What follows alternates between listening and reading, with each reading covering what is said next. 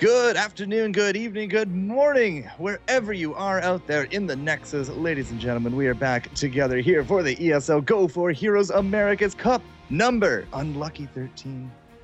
It is the first cup of March, and we got the FourCourtJester here, all in attendance. Mr. Shane, you're still packing up. How is life going for you, sir?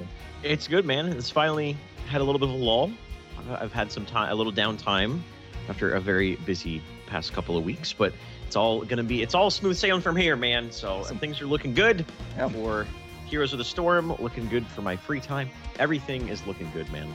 Excellent to hear. Now, we have had a heck of a lot of heroes this week. Wednesday, Team Heroes Hype Amateur League bringing us forth a few powerful new names. Friday, the ESL Open Cup with You Forced My Hand coming out really, really strong on that. Yes. And a whole bunch of the teams between those two events have now registered for our biggest NA bracket yet. 26, say it with me, 26 teams here in NA, making us all the way to a round of 32 bracket. This is very exciting, man. Finally, man. Yes, I feel like that's attributed a lot to kind of the amateur community cups that have popped up.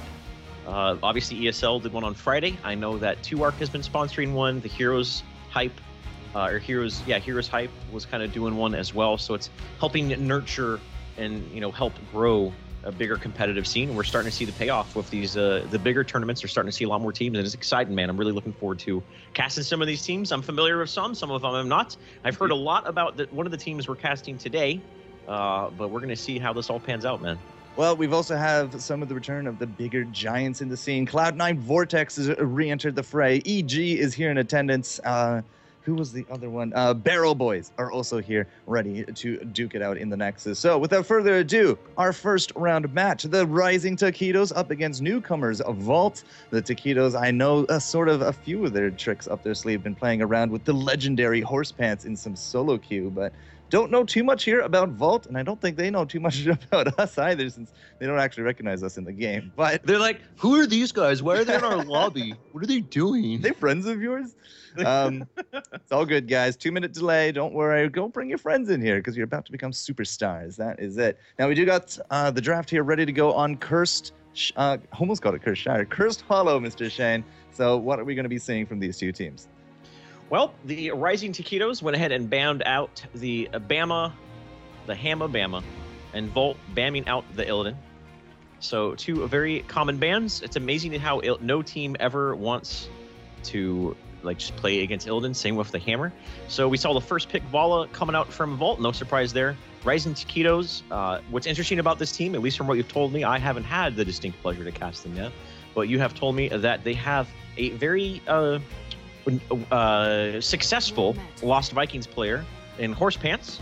So I'm looking forward to see maybe some potential Lost Viking play, but I don't think they're going to be first picked or anything like that. I expect to see a Witch Doctor coming up here. He's pretty much the go-to in this situation when you can't get your hands on any of the aforementioned three heroes. Usually Nazebo, Witch Doctor is going to be first picked up, and also probably a support as well. I think either Uther or Rhaegar, or maybe an ETC as well. So either I think we're going to see either ETC, a Rhaegar, Uther, or a Witch Doctor. Are what we're going to see out of the Rising Taquitos. We'll see from. Well, I mean, Vault has already taken the first pick. It is going to be the Vala to go over there. Basically, the first pick ranged assassin of the game at this point. Now, to be fair, we have been seeing a little bit more of the rise of Taquitos in our last few events. And in some of our amateur leagues, we've also been seeing more and more Falstead. But yesterday was a really big eye-opener. It's been quite a bit of ranged Jaina to be thrown into the mix. She turns into an extremely effective early game ganker. And of course, she does bring a heck of a lot of slow to the comp. So you were talking a bit about some of your picks that you're looking for. ETC and Tassadar are going to be up first on the menu here for the Taquitos. And you're right, it's not going to be a Vikings first pick. If it is going to be a Vikings, they usually leave it to last. Exactly. They don't, and they don't want to give their cards up too quickly. Anytime you get that sort of hero, that specialist role, and what I mean by specialist specifically is a niche hero who, kind of gives away the cards. Like when you pick an Asmodon, it's clear what you're going to do. You're going to play for the late game. You're going to have defensive laning. You're not going to be too aggressive in the early and mid game. And that's kind of kind of that role where whenever you first pick a hero like that, it kind of shows all your cards on the table. So I don't think they're going to do that. The follow pickups from Vault are a Rhaegar and Stitches. I like the Rhaegar as he's one of the highly contested supports. And I like the Stitches as well because Rising Taquitos picked up the Tassadar. And anytime you have a Tassadar and a Stitches, it's a very volatile combination. They synergize very well. So Vault not only got their hands on a very good warrior, but also denied it in case Rising Taquitos had any double warrior shenanigans up their sleeve. So good drafting by them so far. And then Rising Taquitos kind of doing the same type of thing, picking the Nazeebo Witch Doctor and then the Malfurion over the Uther. Malfurion is really making a big resurgence. He was always considered a pretty good support, but generally it's been between Rhaegar, Uther, but we're starting to see a lot of teams on every competitive level pick up Malfurion over Uther and Rhaegar. But the reason I like this Malfurion pick is because it denies Vault the Rhaegar-Malfurion double healing combination against a Nazeebo, which really helps mitigate anything Nazeebo does in team fights. So some smart drafting out of these both the teams so far. Otherwise pretty standard. No double healer yet, no double warrior. Looks like just ranged assassins and ranged specialists. It's kind of the name of the game right now in the North American meta. Now, Vault does have a few options here available to them. They can go for the double support. They can go for the double tank if they think they need it. But I suspect they are going to be looking for a siege of their own, possibly a Zagar. It is, of course, the Cursed Hollow. But, I say that, but it is looking to be a bit more of a favorable pick for the resurgence of the Flying Dwarf, which is going to be the Falstad. He's going to be coming in. Now, again, I've been seeing it a bit more and more in the picks. I have seen anything from Hinterland's Blast to Mighty Gust. I'm not really comfortable calling it quite yet. We're going to have to see what Vault wants to be putting up for their for their last slot here. But I suspect a second healer is going to be on the docket. That, and what I would really like here from Vault is a Zeratul.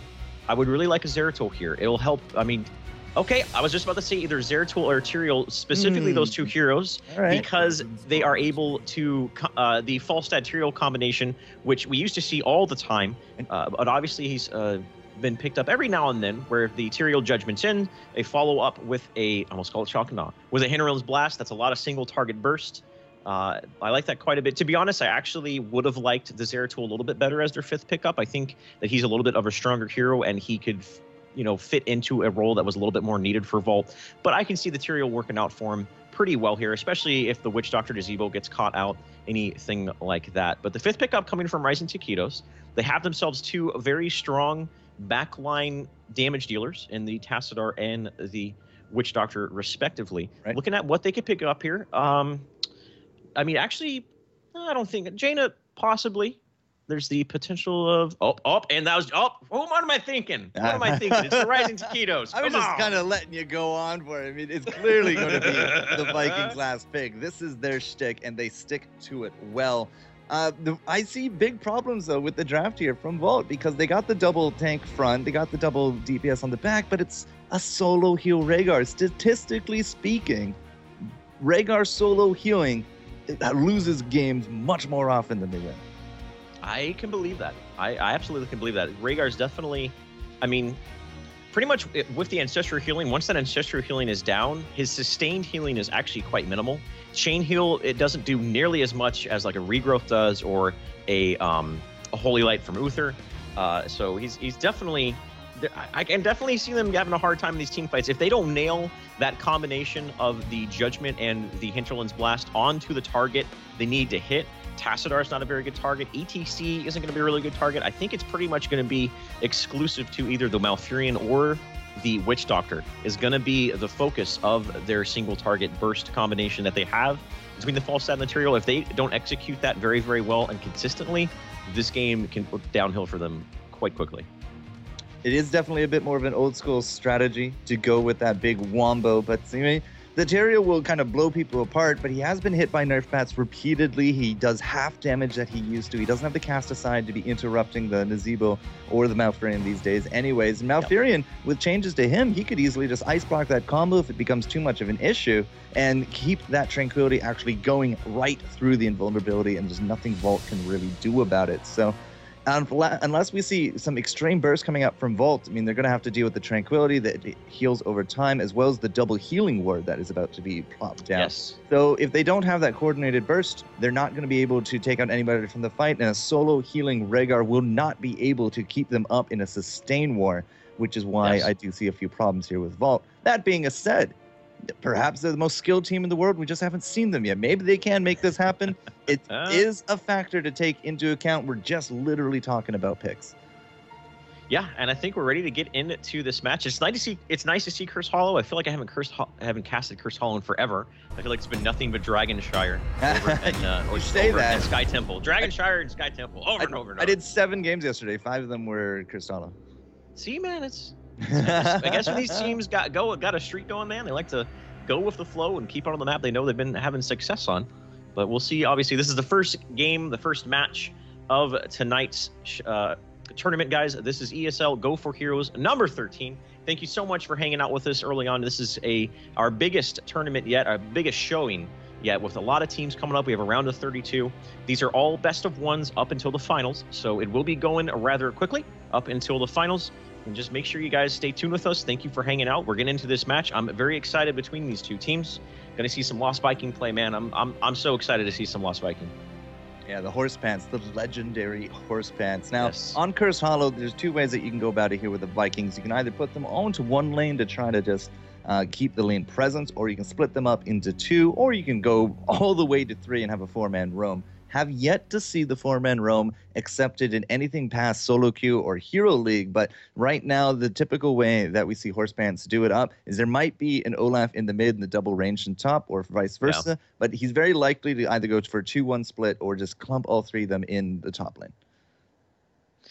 Yeah, it seems to be. I remember when we were casting the Community Cup on Friday, he actually came into the chat, and him and another, I can't remember who, but another player from another well-known team. Yeah, we're like sitting there talking about Lost Viking strategies in the chat and whatnot. That's what they do. So that was real cool. Unfortunately, the game is taking a little long to load in here, guys. So we apologize about the delay, but it shouldn't be too much longer here. Hopefully, there weren't any disconnects or anything like that. Well, that's the only reason it would take this long. Somebody likely lost connection, or just a little bit shaky. Either way, you got that progress bar going forward, and we're about to jump into it. For those of you that might not know, Cursed Hollow, one of the bigger maps here in Heroes of the Storm. Collect your tributes, curse your enemies, and of course, cursed enemies don't really put up too much of a fight, and that is what both of these teams are going to be fighting over for that big map advantage. Typically, during the during the curses, you will see forts and keeps under pressure. You will see some of the bigger objectives on the map in terms of the siege golems and the grave golems, the siege giants and the grave golems. Those guys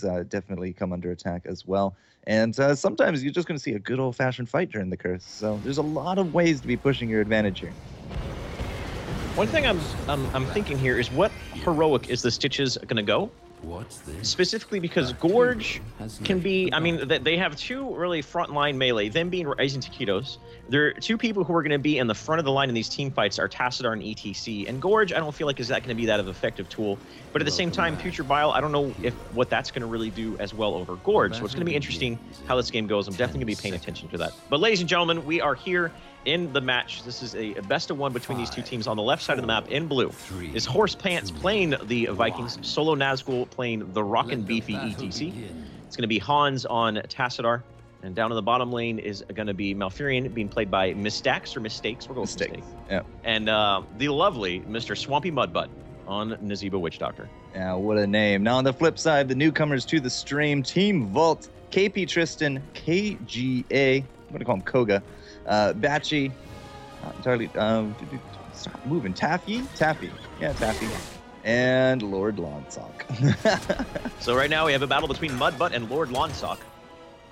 I feel like Lord Lawnsock just makes me picture the king from Braveheart, except with like high knee socks on. I don't know why, but that's okay. So the lanes are taking shape here, guys. We see a solo Falstad in the bottom lane up here for red team. Up here in the mid lane is a Stitches and Vala. Not sure what the synergy is going for that lane particularly. I feel like maybe Stitches or Vala could be in a solo lane position and one of them could be rotating. Malfurion making a pretty aggressive move here onto the watchtowers. Don't know if they have any plans for that, if he was just bored and wanted to take a watchtower.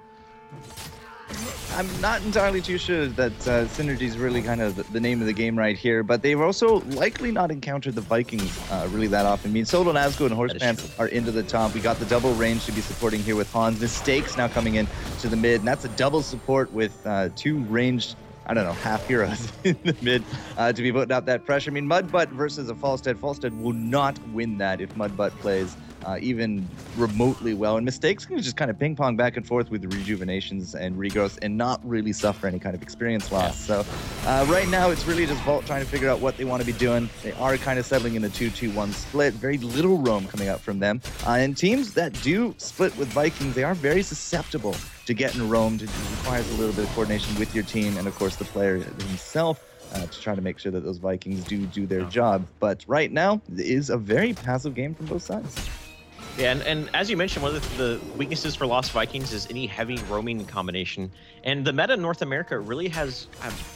I don't want to say this, but I feel like the early game has gotten a little stale, and that prior to the Lost Vikings patch, it was early game aggression was all over the place. Arthas Kerrigan, just any aggressive roaming duo with Zeratul. Actually, Uther Zeratul was a very potent one we saw quite frequently. And we really don't see that much anymore. The lanes are much more static nowadays. We don't see a heavy, aggressive roaming early game like we used to see. A lot of that is attributed to the fact that Arthas and Kerrigan were both nerfed, and just due to the way the changes have been on the heroes.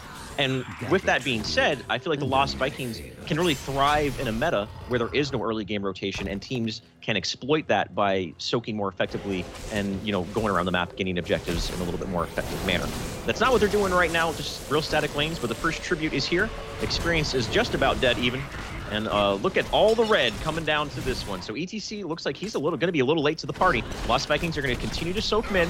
So this might just be a defensive, keep him away from the curse while we have an advantage soaking the experience. No, when you're doing that, you can't give up kills, and that's exactly what they're going to do. Experience is still pretty even. All 5 members from Vault are down here. They got to make sure they don't take too long, or they're going to get behind an experience, and that will turn into a problem as the next couple tributes spawn later in the game.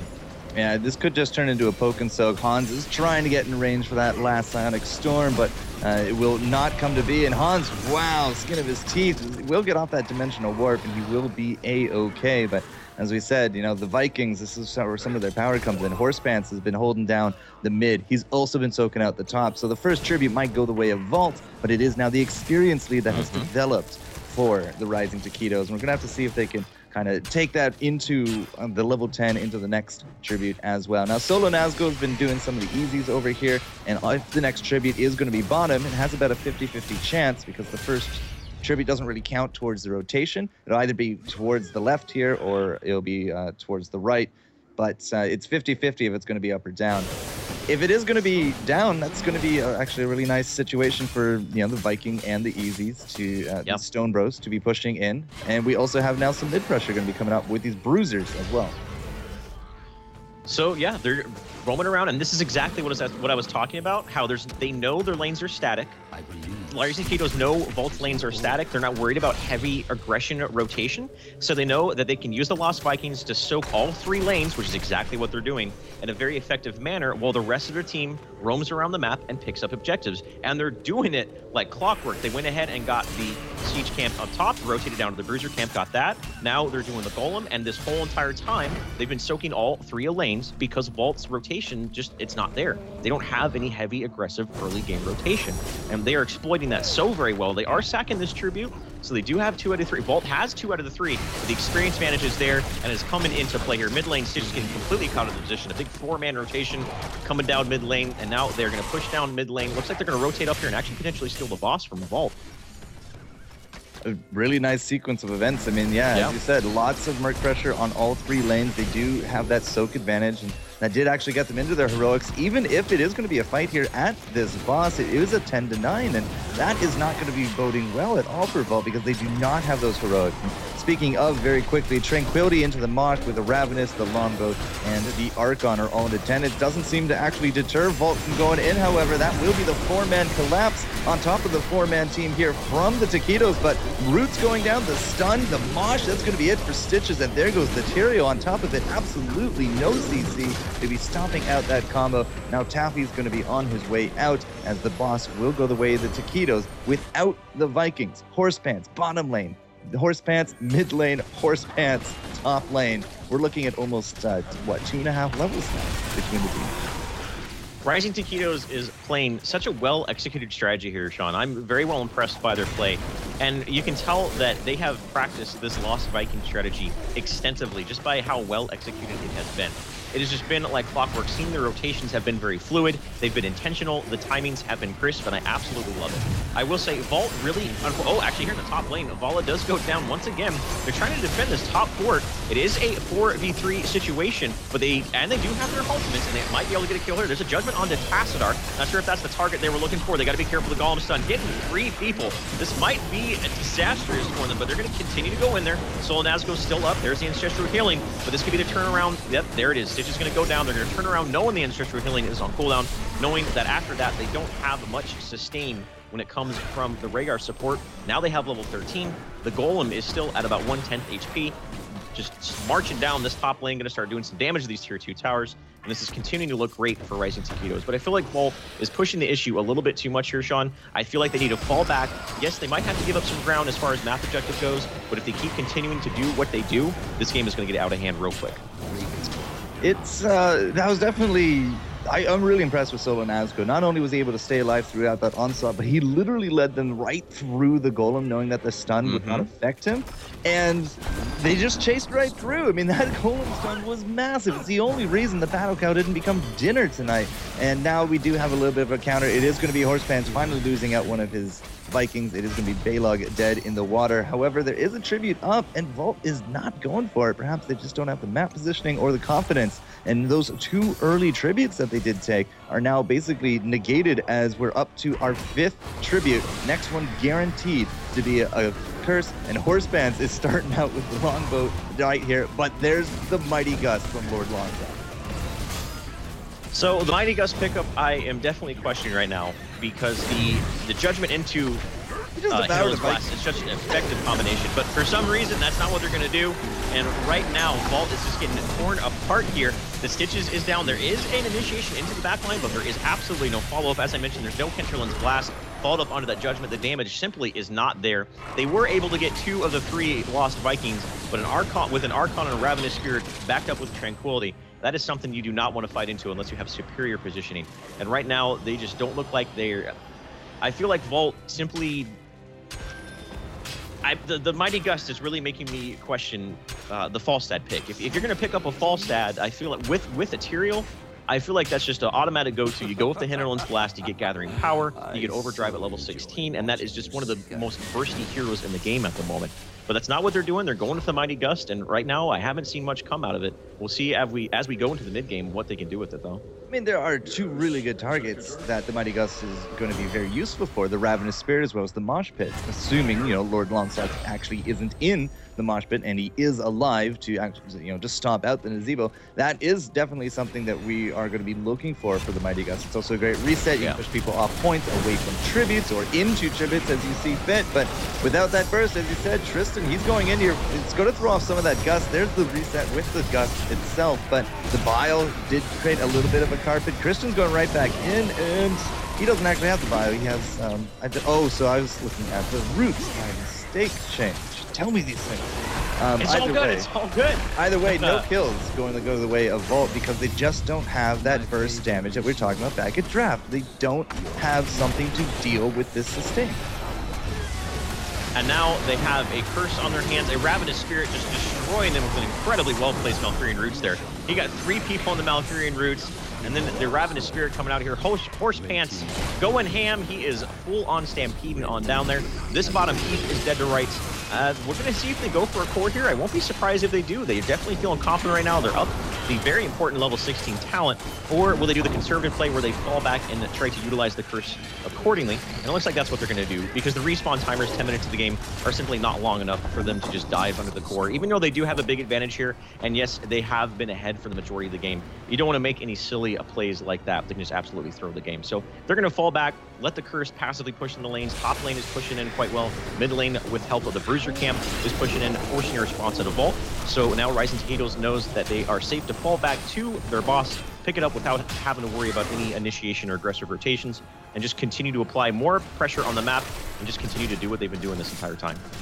Now, I'm just taking a quick look here at some of these talents. It's been very little talent talk as it has been just action after action. Right, the Falstad is what I want to be bringing up here. He's looking very much like a right-click carry to me. The Seasoned Marksman, the Giant Killer, and now the Vampiric. He's literally going no ability damage whatsoever because, that's not that hinterlands. Man, even with that hook on top of Eric, it's still not going to be a kill on top of the Viking. The boat comes out. Solo Nazgul is really completing the sandwich. KP Tristan, however, will finally take down the Battle Cow, and the Archon was the delicacy for our Stitches. It's now going to be out. There goes the Mighty Gust to interrupt that Ravenous, and the Vikings a little bit curiously forward, but it looks like they're going to be all right. Again, there's just so little damage that Vault has to take down somebody, and even on the back of all that, it's going to be a 1-for-1, but it will be the boss going the way of Taquitos. That team fight could have gone pretty well for Vault. The Mighty Gust did interrupt the Ravenous Spirit before it did too much damage. Tyrael is going to end up getting picked off here at the tail end of this team fight. Jumped over the explosion. They actually managed, I mean, a 2-for-1 when you're 3 levels behind, that's an exchange that Vault will be happy with. It's not like they're going to be extremely happy with it, but yeah, look at the Vault do in bottom lane, good lord. 60%, 56, and counting. It literally took half the court. So, yeah, that's the power of the boss and the power of once you get that map pressure on any map, that it just applies that to you. And if you just, get baited into these team fights, these long extended team fights, while the lanes are pushing in, that's what happens. It's pretty much a strategy that any team can play on any MOBA. And you can tell that Rising Taquitos is just showing they're a little bit more experienced team, level-headed, and just forcing a response out of Vault right now. And speaking of forcing responses, Tristan is completely surrounded into a roots. There is the longboat just laying down the cannon fire. Stitches is going to go down. The core is down to 35%. They were able to pick up the bruiser camp. They're going to knock down these tier 2 towers, going up to the tier 1 towers with the boss. Oh, the catapults? All over this team. Is it the catapults that brought it down to 35%? Because there was a boss that brought it to 50. Like, what else has been knocking on it? That bottom lane is just being the thorn in Vault's side, and now with this second boss coming up, power slide forward, that's going to be chicken for dinner.